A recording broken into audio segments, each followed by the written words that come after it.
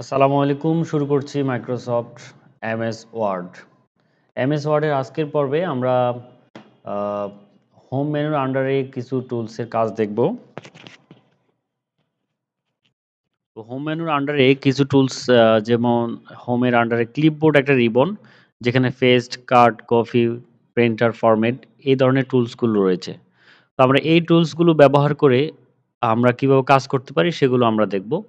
তো এই ক্ষেত্রে আপনাদের কিছু টেক্সট আমাদের লাগবে, যেগুলোকে আমরা করব। তো মনে করুন এখানে আমার কিছু লেখা আছে, যেগুলো আমি লিখে রেখেছি। তো এই যে আমরা হোম মেনুর আন্ডারে ক্লিপবোর্ড রিবনের আন্ডারে যে টুলসগুলো, এগুলোকে কিভাবে আমাদের ডকুমেন্ট আরো বেশি সুন্দর করতে ব্যবহার করতে হয় সেগুলো আমরা এখন দেখব। তো ১ম এ আমি মনে করুন আমার এই যে টেক্সটটা এখান থেকে এই পর্যন্ত আমার এই টেক্সটটা নিচে এখানে আবার লাগবে বা অন্য যেকোনো জায়গায় লাগতে পারে। যেকোনো অংশ আমার অন্য জায়গায় নিতে হইতে পারে। সেক্ষেত্রে আমি একটু সিলেক্ট করে এখান থেকে কপি করে তারপরে যেখানে আমি পেস্ট করব এখানে গিয়ে এই যে পেস্ট বাটনে ক্লিক করব। খেয়াল করতে হবে পেস্ট বাটনে ক্লিক করার সময় এইখানে কয়েক ধরনেরই পেস্ট আছে। তো এখানে আপনি যখন পেস্ট করবেন এই ১ম টাতে যদি আপনি মাউস কার্সর রাখেন তাহলে কিন্তু দেখাচ্ছে যে কিপ সোর্স ফরম্যাটিং, অর্থাৎ আপনি যেভাবে ওখান থেকে কপি করে নিয়ে আসছেন সেভাবেই সে এটাকে পেস্ট করবে। একটু বোঝার জন্য আমরা যদি দেখি যে এটাকে আমি কপি করার আগে যদি একটু কালার করে নেই, তাহলে দেখুন আমি যদি এখন যদি এটাকে কপি করি এবং এইখানে এসে যদি এটাকে পেস্ট করতে যাই, আর এখানে যদি আমি এই ১ম যেটা আছে সেটাতে যদি আমি রাখি, তাহলে দেখা যাচ্ছে কিপ সোর্স ফরম্যাটিং, অর্থাৎ এখানে যে ফরম্যাটিংটা ছিল আমাদের এই ফরম্যাটিং সহ সে এখানে পেস্ট হবে। তো এইভাবে।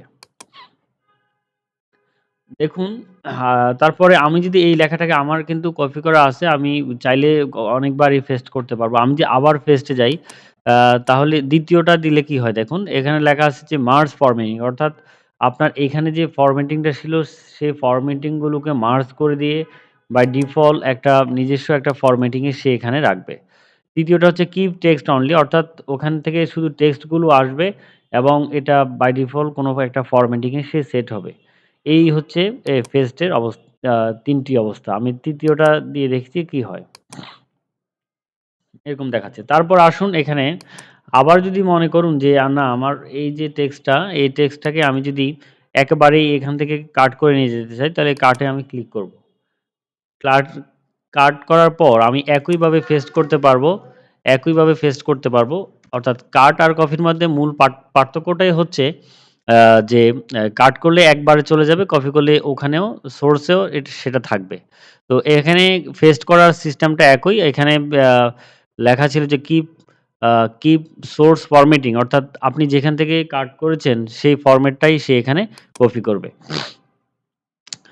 আরেকটা হচ্ছে এখানে ফরম্যাট পেইন্টার একটা মোস্ট ইউজফুল একটা টুলস। এই ক্ষেত্রে যদি আমরা এক্সাম্পল দেই, ধরুন আমার এই যে এই টেক্সটটা যদি আমি এমনটা করি, কোনো কারণে যদি আমার এমনটা হয় যে এই টেক্সট যেমন আছে, এই টেক্সটের স্টাইলও আমি একটু চেঞ্জ করে নেই। আ ধরুন আমি এটাকে এই স্টাইলে রেখেছি।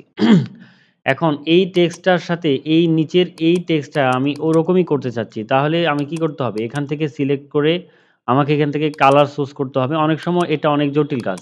ধরুন এই যে আমি এই কালারটা দিলাম, আপনি অনেক সময় এই কালারটা বের করতে আপনার অনেক অসুবিধা হবে। সেই ক্ষেত্রে আপনি কি করবেন? এই টেক্সটটাকে, অর্থাৎ যে টেক্সটের ফরমেটটা আপনি এখানে এই টেক্সটে আনতে চাচ্ছেন, তাহলে সেক্ষেত্রে এ এই এই টেক্সটের ফরমেটটাকে আপনি কপি করতে পারবেন। এইখান থেকে কিছু টেক্সটে যেটুকুই করেন কোনো অসুবিধা নাই। এখান থেকে কিছু টেক্সট আপনি সিলেক্ট করার পর ফরমেট পেইন্টার টুলে ক্লিক করবেন এবং যে টেক্সটে আপনি সেম ফরমেটটা চাচ্ছেন, সেখানে আপনি এটা এপ্লাই করবেন। তাহলেই দেখুন এই টেক্সট আর এই টেক্সট একদম সব দিক থেকে colour combination, font style, size সব একই হয়ে যাবে। তো ধন্যবাদ সবাইকে আমাদের ভিডিও দেখার জন্য। আমাদের সাথেই থাকুন। আরো নতুন ভিডিও পাওয়ার জন্য চ্যানেলটিকে সাবস্ক্রাইব করে রাখুন।